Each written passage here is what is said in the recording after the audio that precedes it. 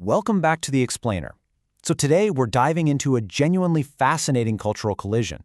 I mean, just imagine for a second, stepping off a battered longship and walking into a completely alien world.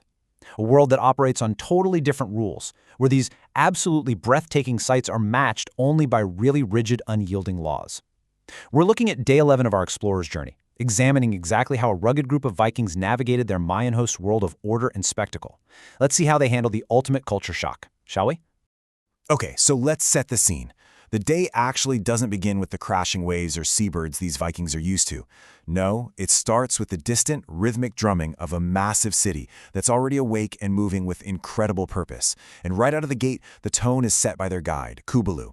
He looks at them and says, simply, "We are a people of order and respect." Wow. That's a powerful statement, right? He isn't just chatting with them as a fellow warrior anymore. He's completely shifted into the role of a patient but very firm teacher who is drawing the lines. The stakes are sky high right from the jump. And that brings us to Chapter 1, Waking Up to Order, a Lesson in Protocol. So Kubalu gives them this strict protocol, and just in case someone wanders off, it's like a survival guide. Step 1, find a soldier. Step 2, speak the name Kubalu. And Step 3, be led back to your quarters without question. It turns out, every single warrior in the city already knows Kubalu is their designated translator and guardian. I think this perfectly illustrates just how incredibly organized this Mayan society really is. Like, yes, there's a safety net for the guests, but it relies 100% on their strict obedience to this specific system. No exceptions. Then, Kubalu lays down his final, most serious warning of the morning.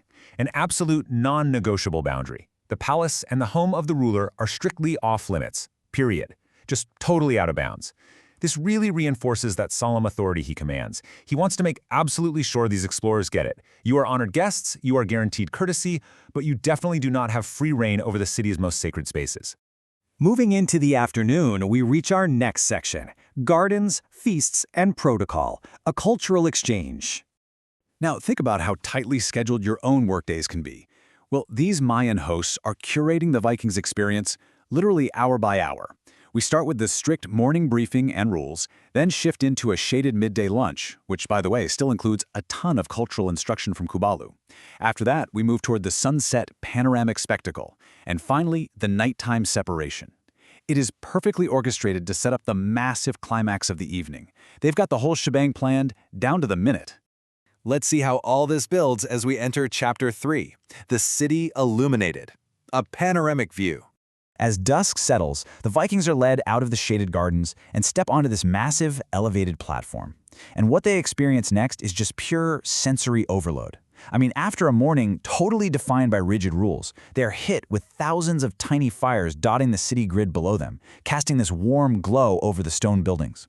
Dancers in unbelievably vivid costumes are leaping and twirling everywhere.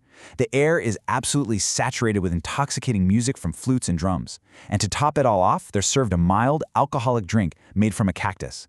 It's literally a giant wave of sound, color, and taste that just completely washes over the explorers, directly challenging all that previous restraint.